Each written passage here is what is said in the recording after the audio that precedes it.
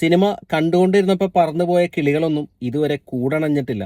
അതുപോലെ കിളി പറക്കുന്ന ഒരു സിനിമയാണ് കഴിഞ്ഞ ദിവസം OTT-യിൽ കണ്ടത്. സംഭവം അധ്യായം 1. മലയാളത്തിൽ ഇതുപോലൊരു സിനിമ ആദ്യമായിട്ടാണ് ഞാൻ കാണുന്നത്.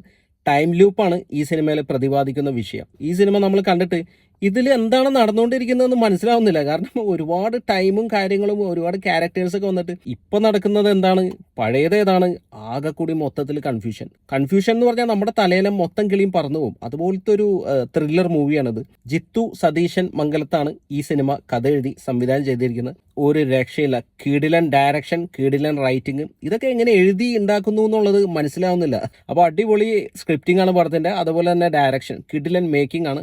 ചില വിഷ്വൽസും കാര്യങ്ങളൊക്കെ ഉണ്ട്, നന്നായിട്ട് തന്നെ പ്രസൻറ്റ് ചെയ്തിട്ടുണ്ട്. അതുപോലെ സൗണ്ട് ക്വാളിറ്റിയും നല്ല അടിപൊളിയാണ്. അപ്പോൾ തിയേറ്ററിൽ മിസ്സായി പോയി ഈ സിനിമ, ഭയങ്കര ഒരു മിസ്സായി പോയി തിയേറ്ററിൽ ഈ സിനിമ കാണാതെ പോയത്. അപ്പോൾ അതുപോലത്തെ ഒരു ഗംഭീര എക്സ്പീരിയൻസ് ആണ് ഈ സിനിമ സമ്മാനിക്കുന്നത് നമുക്ക്. ഈ സിനിമയുടെ ഒരു പ്ലോട്ട് പറയുകയാണെങ്കിൽ, കേരള പോലീസിലെ 3 ഉദ്യോഗസ്ഥർ ഒരു ഫോറസ്റ്റിലേക്ക് പോവുകയാണ്. അവിടെ ഒരു പോലീസുകാരൻ്റെ ഒരു ഡെഡ് ബോഡി കിട്ടുന്നുണ്ട്. അപ്പോൾ അതിൻ്റെ അന്വേഷണമായിട്ട് ആ ഫോറസ്റ്റിലേക്ക് പോവുകയാണ്. ആ ഫോറസ്റ്റ് ആണെങ്കിൽ ഒരുപാട് നിഗൂഢതകൾ നിറഞ്ഞൊരു ഫോറസ്റ്റ് ആണ്. അവിടെ ഒരു കാക്കയുടെ തലയുള്ളൊരു രൂപമൊക്കെ ഉണ്ട്. അപ്പോൾ അത് ഒരുപാട് ദുരൂഹതകൾ നിറഞ്ഞൊരു സ്ഥലമാണ്. പക്ഷേ ഈ പോലീസ് ഓഫീസർമാർ ആ കാടിൻ്റെ ഉള്ളിലേക്ക് കടന്നു കഴിഞ്ഞിട്ട് ഒരിക്കലും ആ കാട്ടിൽ നിന്ന് പുറത്തിറങ്ങാൻ പറ്റാത്തൊരു ടൈം ലൂപ്പിലാണ് അവർ പെട്ടുപോകുന്നത്. പിന്നെ എങ്ങനെ അവർ ഇതിൻ്റെ ഉള്ളിൽ നിന്ന് പുറത്തിറങ്ങും, എങ്ങനെ രക്ഷപ്പെടും എന്നുള്ളതൊക്കെയാണ് ഈ സിനിമ പറയുന്നത്. ഈ സിനിമയിലെ പെർഫോമൻസിലേക്ക് വന്നു കഴിഞ്ഞാൽ ആസിഫ് അലിയുടെ അനിയൻ അസ്കർ അലിയാണ് നായകനായിട്ട് വരുന്നത്. പുള്ളി അത്യാവശ്യം നല്ല രീതിയിൽ തന്നെ പെർഫോം ചെയ്തിട്ടുണ്ട് ഈ സിനിമയിൽ. പുള്ളിയുടെ പഴയ സിനിമയിലെ പോലത്തെ അല്ല, ഇതിൽ നന്നായിട്ട് തന്നെ പുള്ളി പെർഫോം ചെയ്തിട്ടുണ്ട്. നല്ല രസമുള്ള ആക്ടിംഗ് ആയിരുന്നു. അതുപോലെ തന്നെ വിനീത് കുമാറിൻ്റെ ഒരു ക്യാരക്ടർ ഉണ്ട്, പുള്ളി നന്നായിട്ട് തന്നെ ചെയ്തിട്ടുണ്ട്. സെന്തിൽ കൃഷ്ണ,